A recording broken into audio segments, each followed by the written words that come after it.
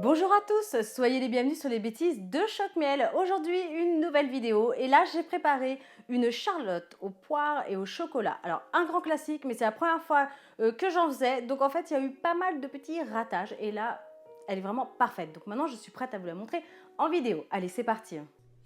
Pour cette recette, il vous faudra 2 feuilles de gélatine, 200 g de chocolat noir, à peu près 30 biscuits à la cuillère, 4 œufs et une grosse boîte de poires au sirop et bien sûr vous conservez le jus.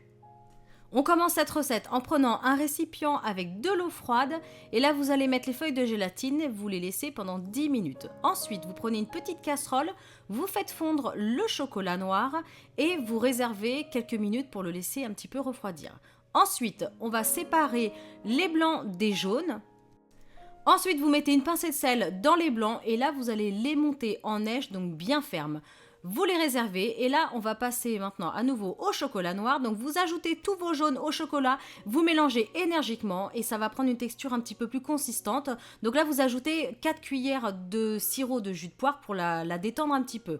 Vous ajoutez ensuite la gélatine et vous mélangez jusqu'à ce que tout soit bien fondu. Ensuite, vous prenez un grand saladier, vous mettez votre chocolat avec les jaunes et la gélatine, vous ajoutez un petit peu de blanc-neige pour détendre la pâte, parce que sinon ça vous donne un bloc assez ferme.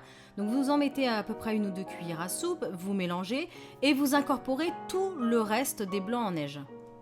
Alors, vous réservez donc cette mousse au chocolat sur le côté. Maintenant, on va passer au montage de la charlotte. Donc, c'est très simple.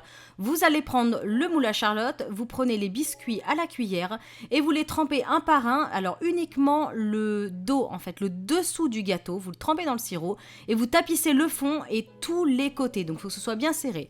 Ensuite, vous allez mettre une première partie de préparation donc de mousse au chocolat. Ensuite, vous allez découper des morceaux de poire. Alors, vous faites des petits, des gros, peu importe, c'est vraiment comme vous voulez. Ensuite, on continue, on remet une couche de biscuits à la cuillère, donc trempés dans le sirop. On continue, on met de la mousse au chocolat, des morceaux de poire. Et en fait, voilà, vous devez à peu près diviser votre pâte en 3. On termine par mousse au chocolat, poire et biscuits à la cuillère.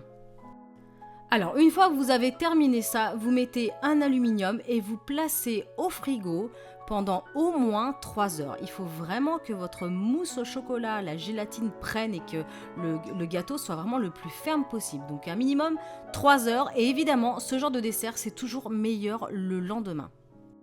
Alors après, vous pouvez ajouter une petite touche de décoration. Alors moi, je suis nulle en pâtisserie et nulle en décoration. Donc j'ai simplement fait des copeaux de chocolat avec mon économe, voilà, sur le dessus. Mais voilà, je suis sûre que vous pouvez trouver de meilleures idées, ça je n'en doute pas. Donc voilà, il ne vous reste plus qu'à faire de jolies parts, à servir dans de belles assiettes.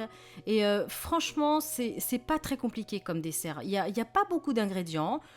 Le plus long, c'est peut-être de faire la mousse au chocolat. Et encore, bon voilà, ça ne demande pas quand même trop de travail. Et voilà, donc recette terminée. Je vous avais dit que c'est vraiment pas compliqué. Vous avez vu, il y a très peu d'ingrédients. Il n'y a pas de cuisson. C'est un dessert qui est vraiment rapide à faire. Alors certes, il faut le garder bien au frais pendant 3 heures. Mais franchement, ça vaut le coup. C'est fin, c'est super bon. En tout cas, n'hésitez pas à me rejoindre sur Facebook en cherchant Choc-Miel, sur Twitter en cherchant Choc-Miel Cooking, sur Instagram en cherchant Choc-Miel.